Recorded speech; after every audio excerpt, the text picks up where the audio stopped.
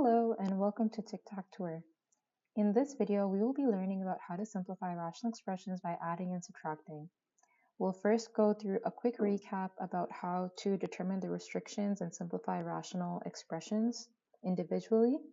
We'll then review how to add or subtract rational numbers, so fractions with just numbers. Then we'll connect that to how to add or subtract rational expressions. We'll go through all the steps in detail and then discuss two examples, one a little simpler and one a little more complex than the other. Alrighty, let's get started. So if you haven't already watched my previous video that discusses how to simplify rational expressions to lowest terms by factoring and how to find their restrictions, I would suggest you take a look at that because it goes in a little more depth than what I will be describing right now. But I will give you a quick little summary. So generally, when you're given a rational expression and you're working towards simplifying it, including when you're adding or subtracting, you want to first begin by factoring and determining if there are any common factors at the top and bottom of the fraction so that those can be divided out. But also, putting it in factor form helps us determine the restrictions on the factors that appear in the denominator. So here's the general summary of that. Set each factor in the denominator equal to 0 and solve for the variable to determine what the restrictions are. So what can x not equal to so that the denominator doesn't end up equaling to 0? Before learning about how to add or subtract rational expressions, let's first take a look at and review how to add or subtract rational numbers. The first thing that you need to do is make sure that your fractions have common denominators. And ideally, the lowest common denominator is what we want to find. In order to find our LCD, we take a look at the multiples of our values in the denominator. So for 5, the multiples are 5, 10, 15, 20, and the list goes on. Similarly, for 4, the multiples are 4, 8, 12, 16, 20, and the list goes on. Hopefully you're able to spot that the common value in the two lists is 20. So that means 20 divides nicely and evenly by 5 and 4. So how do we get to that? Like, how do we change the fraction to have that denominator? Well, we're going to multiply the top and bottom of the fraction by the same value because if you take a look here, we're allowed to multiply by 1, and multiplying by 1 is the same as saying multiplying by 1 over 1 because multiplying by 1 doesn't change anything. So if now instead I change this to multiplying by 4 over 4, technically I'm still multiplying by 1 because 4 divided by 4 is 1. So I'm not changing the fraction to a different value. It still represents the same value. It's just not in lowest terms anymore. So we can multiply the top and bottom by 4 and 4. And then for 1 over 4, to get to 20, we'll multiply the top and bottom by 5. In doing so, here are the fractions we end up with. So we multiply across 12 over 20 plus 5 over 20. And you can then add the numerators because we have common denominators and we get 17 over 20. If it were possible, we would reduce that to lowest terms, but in this case it's not, and so we stop there. Next, we can try something similar for 5 over 6 minus 1 over 2. In that case, let's list out the multiples once more.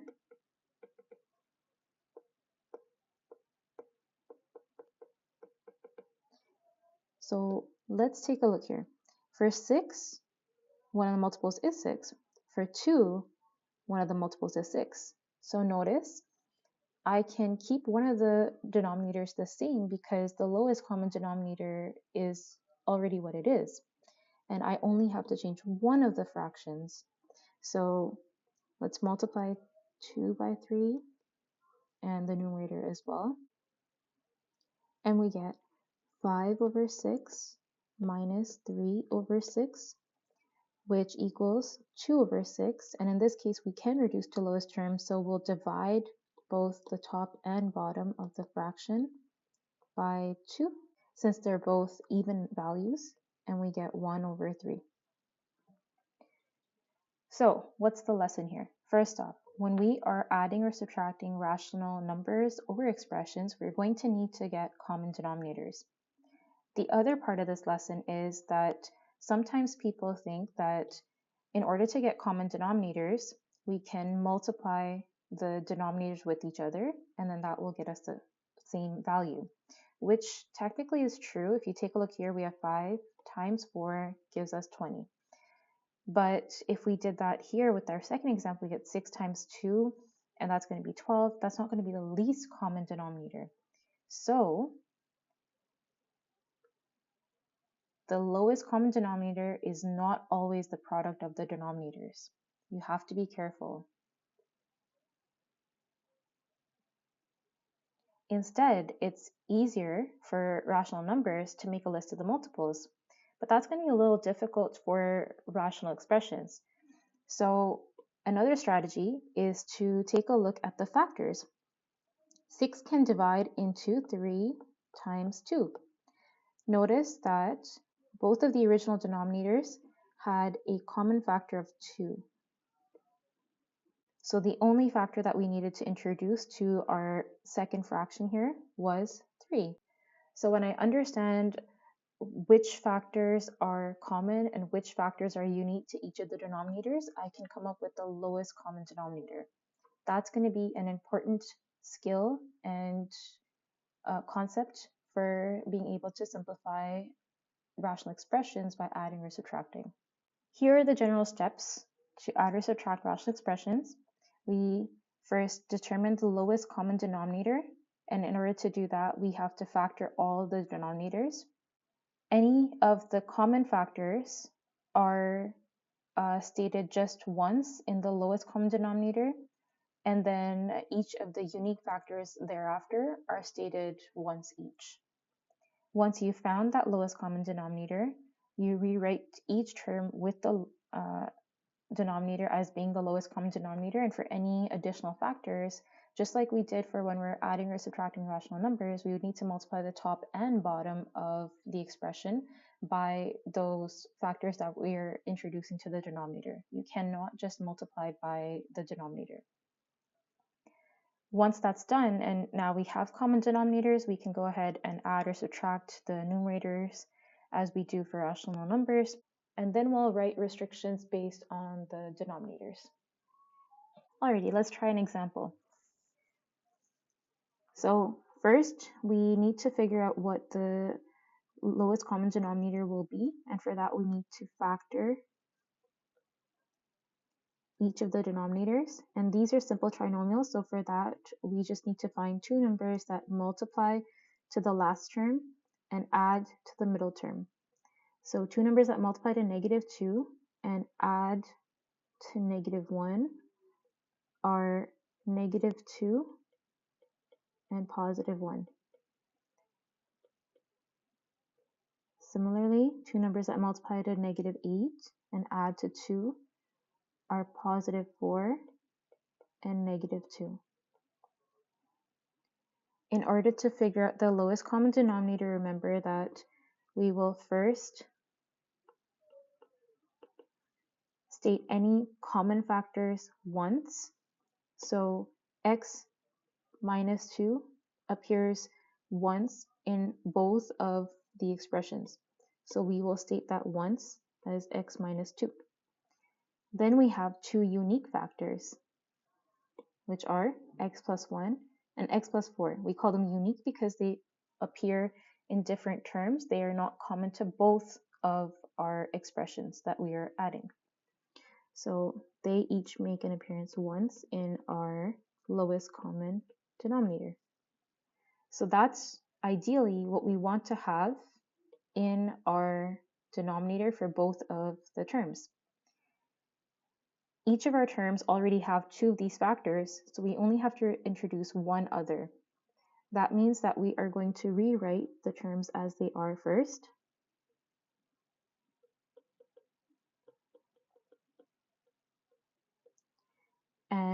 with each one, we will multiply the top and bottom by the factor that is missing in the denominator. So for our first expression, we are missing x plus 4. So we will multiply the top and bottom by x plus 4.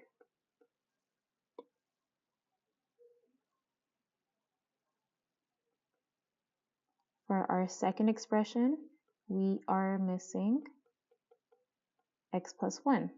So we will multiply the top and bottom by x plus 1.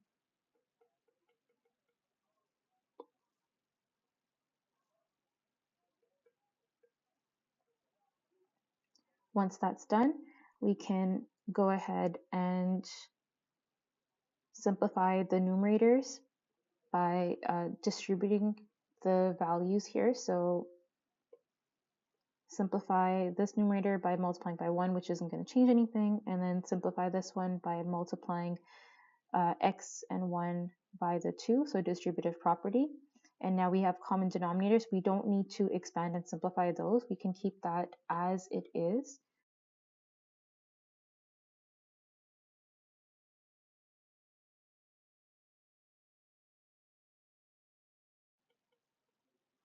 So we have x plus 4 for the first term and 2x plus 2 for the second term.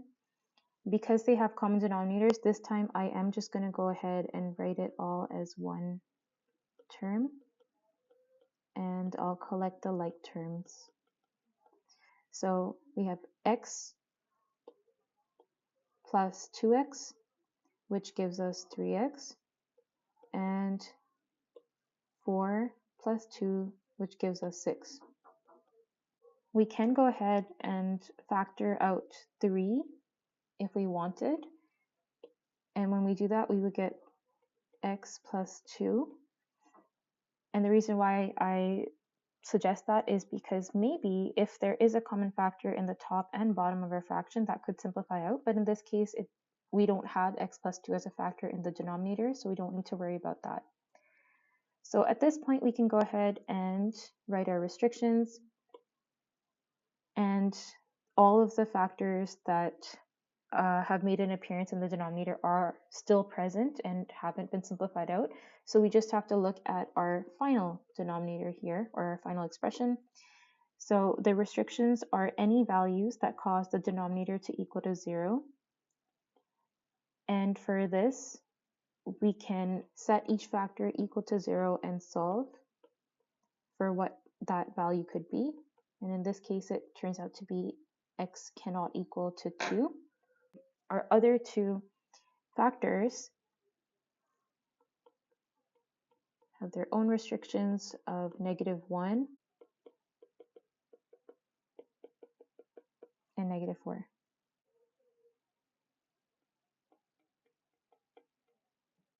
So overall, here is our solution to the first question. Now let's try something a little more challenging. That includes a little more complex factoring and subtraction. To begin, we first need to ensure that we have common denominators. And for that, we are going to need to start by factoring the denominators. So for 4x squared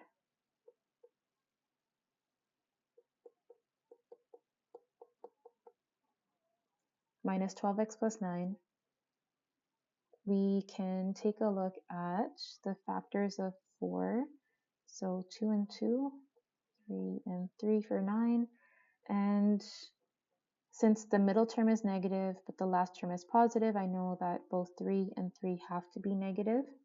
This is something called the crisscross or butterfly method. In case you have a different strategy to factor the binomials or trinomials, that's completely all right. You can go with that. We should get the same answer. So I see that the middle term is negative, the last is positive. So negative 3 times negative 3 gives us positive 9. But then when we multiply across, we get 2 times negative 3, which is negative 6. And negative 6 gives us negative 12, just as we want. And 2 times 2 is 4. So that seems to work perfectly. So I'm going to read my answer across, and I see that I have 2x minus 3 and 2x minus 3 as the two factors. For our second term,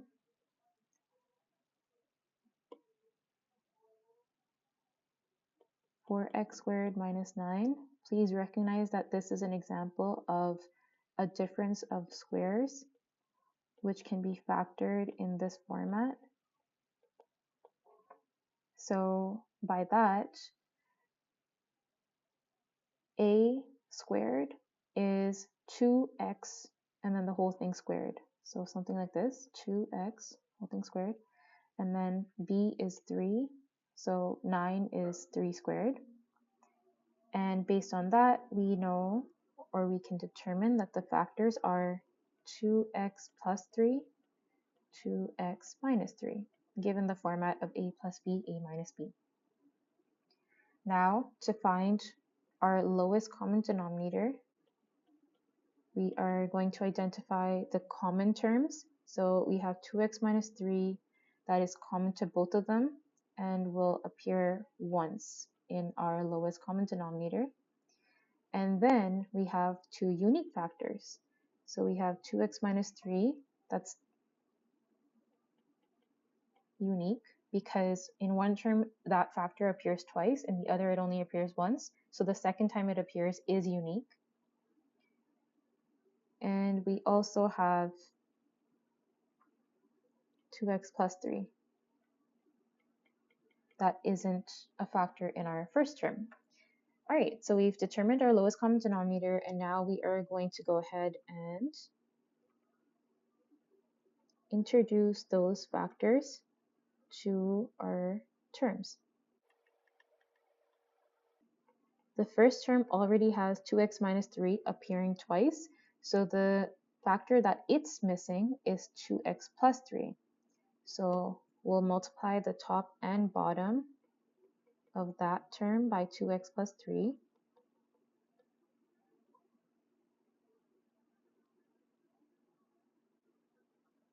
Our second term is missing a factor of 2x minus 3. So we will multiply the top and bottom of that term by that missing factor.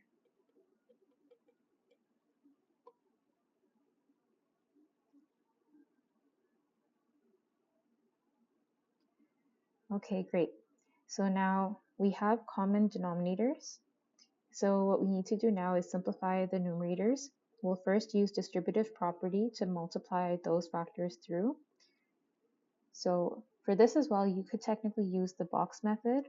So I'll do that for one of them so that in case you are more comfortable with the visual aspect of simplifying things, that could be a helpful strategy. So the way this works is it's very similar to FOIL if you have done that, first, outside, inside, last. So we multiply 2x times 2x, which gives us 4x squared. Then we multiply 5 times 2x, which is 10x.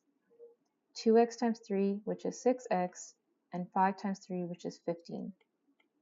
And now I have the 4 terms. I could also just add these together right now, or I can do that later.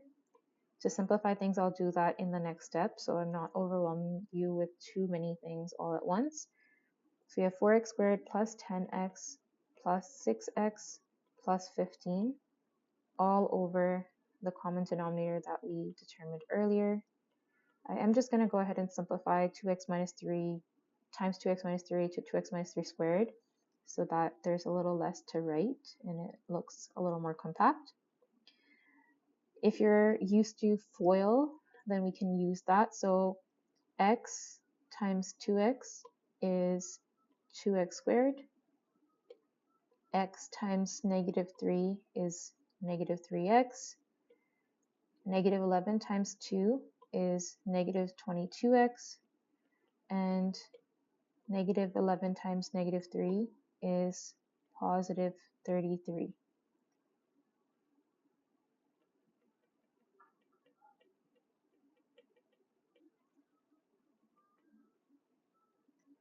Okay, so now I would go ahead and collect like terms for each of my expressions before I put them together.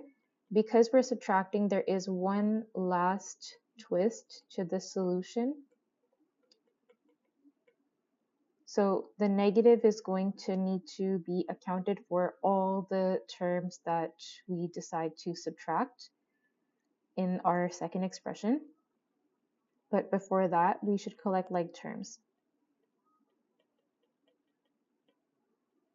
All right, so now our expression looks a little simpler than before.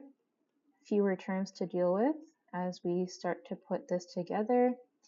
So in the next step, I'm going to put this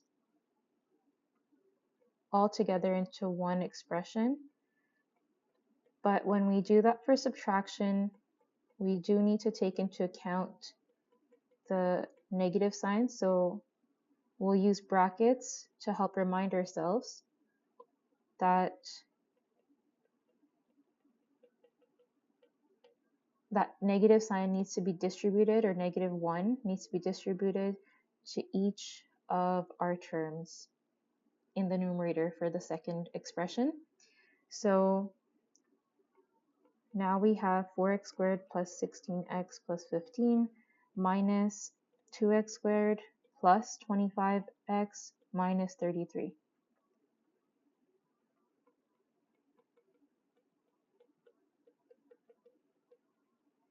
Okay, great. So now we can simplify the numerators as we've done before. Collect like terms.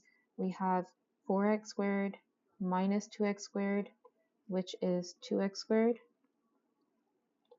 16x plus 25x, which is 41x. And 15 minus 33, which is -18.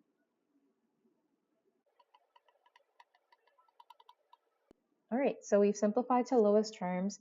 We can now state the restrictions.